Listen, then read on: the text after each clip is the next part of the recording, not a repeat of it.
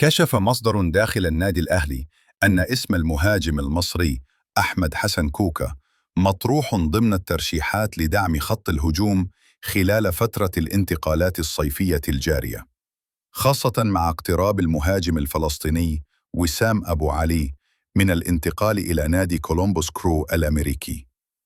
وأوضح المصدر أن كوكا أصبح لاعباً حراً عقب نهاية عقده مع لوهافر الفرنسي، ما يجعله متاحاً للانضمام إلى الأهلي دون مقابل مادي، لافتاً إلى أن إدارة النادي تدرس الصفقة بجدية.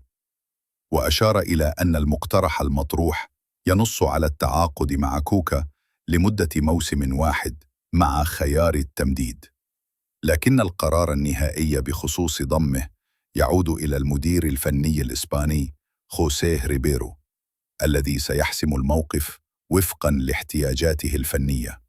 في المقابل، أبدى محمود الخطيب رئيس النادي تحفظه على ضم كوكا في الوقت الحالي بسبب ابتعاده عن التهديف لفترة ليست بالقصيرة، مفضلاً التركيز على التعاقد مع مهاجم أجنبي من الطراز الرفيع، خاصة مع وجود عناصر متميزة بالفعل داخل قائمة الفريق. يذكر أن كوكا بدأ مسيرته في قطاع الناشئين بالنادي الأهلي قبل أن ينطلق في مسيرة احتراف طويلة في أوروبا، بدأت مع ريو آفي البرتغالي عام 2011، وانتقل بعدها بين عدة أندية، وقد خاض النصف الثاني من الموسم الماضي 2024-2025 مع لوهافر، وشارك في 16 مباراة، سجل خلالها 3 أهداف وصنع هدفاً. وعلى سياق متصل، يضع النادي الأهلي الرتوش النهائية على صفقة بيع وسام أبو علي مهاجم القلعة الحمراء إلى فريق كولومبوس الأمريكي مقابل 7.5 ملايين دولار بعد تمسك اللاعب بالرحيل. رصد النادي الأهلي مبلغ 50 مليون جنيه من أجل التعاقد مع أسامة فيصل لاعب البنك الأهلي لتدعيم الخط الأمامي للفريق خلال فترة الانتقالات الصيفية الجارية بعد رحيل وسام أبو علي. ويأتي التحرك الأحمر بعد متابعة دقيقة لمستوى اللاعب خلال الموسم الماضي، حيث قدم أسامة فيصل أداءً لافتاً مع فريقه، ونجح في لفت أنظار الجهاز الفني بقيادة خوسيه ريبيرو، الذي أبدى موافقة مبدئية على ضمه، خاصة مع اقتراب رحيل وسام أبو علي وتراجع دور بعض المهاجمين في القائمة الحالية. الأهلي فتح خطوط اتصال مباشرة مع إدارة البنك الأهلي من أجل التفاوض حول القيمة المالية وشروط الصفقة، حيث تم تحديد السقف المبدئي ب50 مليون جنيه في انتظار رد النادي وتطورات المفاوضات خلال الأيام المقبلة. تقدم وسام أبو علي مهاجم الأهلي بالاعتذار لجماهير ناديه ومجلس الإدارة وزملائه في الفريق لما بدر منه في الفترة الماضية بسبب رغبته في الرحيل. وقال وسام أبو علي عبر موقع الأهلي: أعتذر لجماهير الأهلي ورئيسه محمود الخطيب وإدارة النادي واللاعبين وكل شخص له مكان في قلبي على ما بدر مني من تصرفات.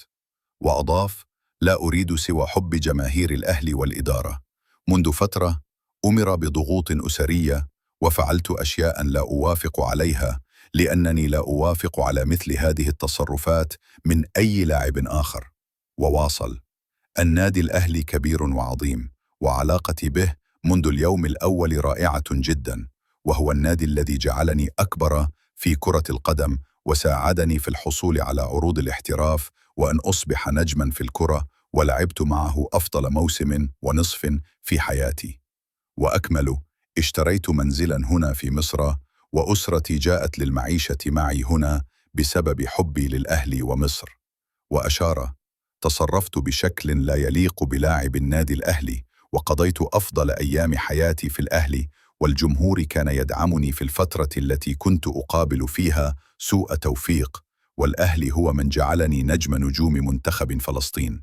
وأفصح: الأمور كبرت مني بشكل سريع، وأصبحت غير قادر على التصرف ولا أعرف ماذا أفعل، لكني أؤكد أن أي شخص أو جهة تحدثت باسمي ضد الأهلي أنا لا أؤيدها، وليس لي علاقة بهم لأنني لاعب في النادي الأهلي.